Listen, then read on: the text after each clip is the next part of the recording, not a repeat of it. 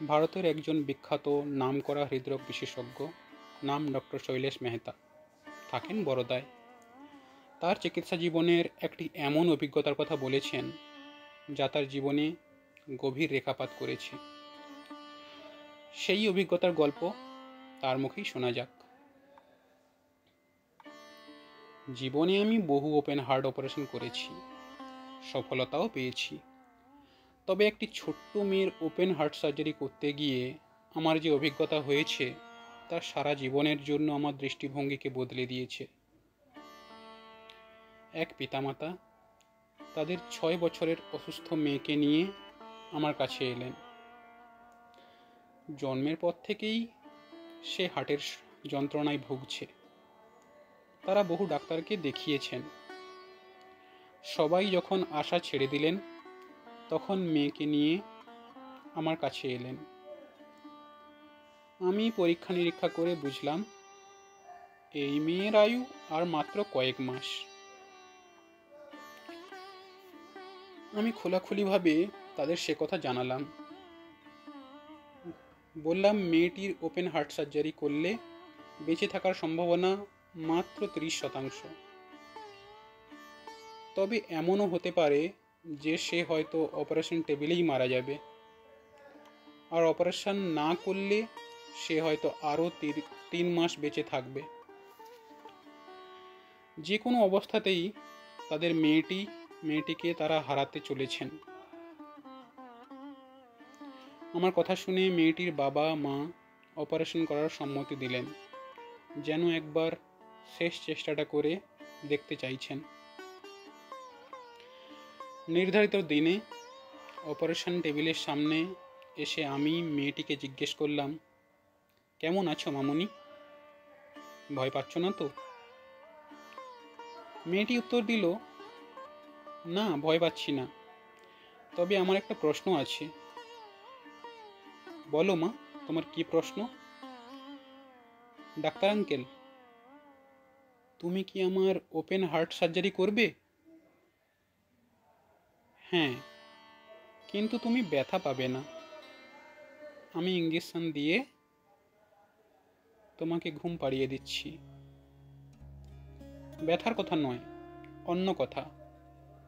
আমার মামুনি বলেছেন যে আমার বুকের ভেতর বাঁ দিকে নাকি ভগবান শ্রী শ্রী রামকৃষ্ণ ঠাকুর থাকেন।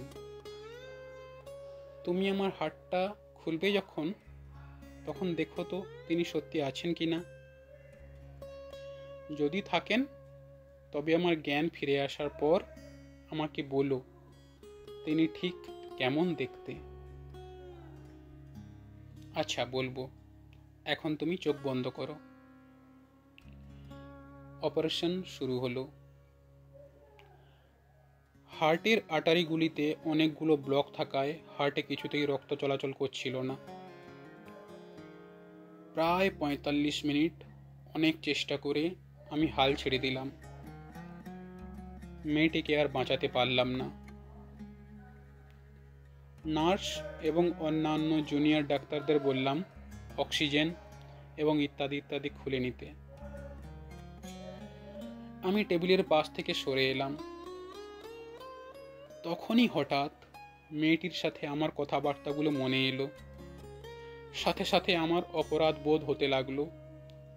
আমি চোখ বন্ধ করে বললাম, হে ঠাকুর, তুমি তো সবই জানো। আশ্চর্য! তখনই জুনিয়র ডাক্তার বলে উঠল, হার্টে রক্ত চলাচল শুরু হয়েছে। আমি দৌড়ে কাছে গেলাম। তারপর দ্বিগুণ উৎসাহ নিয়ে অপারেশন শুরু করলাম। ব্লকগুলো খুলে গেল। সফলভাবে অপারেশন শেষ করলাম। বাইরে বেরিয়ে এসে হাসি মুখে উৎকণ্ঠা নিয়ে বসে থাকা মা বাবাকে বললাম, আপনাদের মেয়ে আরো 60 বছর বেঁচে থাকবে। মেয়েটির জ্ঞান ফিরে এলে আমি তার কাছে গেলাম। সে সপ্রশ্ন দৃষ্টি নিয়ে আমার দিকে তাকালো, যেন জানতে চাইল রামকৃষ্ণ ঠাকুরকে দেখতে পেয়েছি কিনা। আমি বুঝতে পারছিলাম না যে তাকে কি বলবো। বললাম, ঠাকুর আছেন, তবে তাকে তো দেখতে পাইনি। তোমার অপারেশনের সময় তাকে ভীষণভাবে অনুভব করেছি। তুমিও তাকে দেখার মতো করে নয়, অনুভবে পাওয়ার চেষ্টা করো। তিনি তোমার মঙ্গল করবেন। ডক্টর মেহতা যখন ঘটনাটি বলছিলেন, তার দু চোখ বেয়ে জলের ধারা নামছিল। তিনি তার দীর্ঘ 40 বছরের কর্মজীবনে বহু ওপেন হার্ট সার্জারি করেছেন, কিন্তু এই ছোট্ট ঘটনা থেকে যে শিক্ষা তিনি পেয়েছেন, অর্থাৎ তার উপর বিশ্বাস রাখলে সফলতা আসে, তাও একটি ছোট্ট মেয়ের কাছ থেকে, সেটি তার কাছে সারা জীবনের সঞ্চয় হয়ে রইল। এই ঘটনার পর ডক্টর মেহতা তার অপারেশন থিয়েটারের দেওয়ালে তার নিজের বিশ্বাস অনুযায়ী ভগবান শ্রী শ্রী ঠাকুর শ্রী রামকৃষ্ণ দেবের ছবি লাগিয়ে রেখেছেন। এখনো প্রতিদিন সার্জারির আগে তিনি সে ছবিতে প্রণাম করেন, তারপর কাজ শুরু করেন। জয় মা, জয় ঠাকুর।